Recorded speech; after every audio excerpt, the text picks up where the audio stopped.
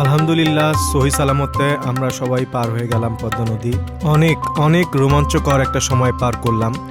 এখন আমি আমার ব্যাগটা বেঁধে নিচ্ছি, আর আমাদের কুষ্টিয়ার সাইক্লিস্ট ভাইয়েরা চলে এসেছে আমাদেরকে রিসিভ করার জন্য।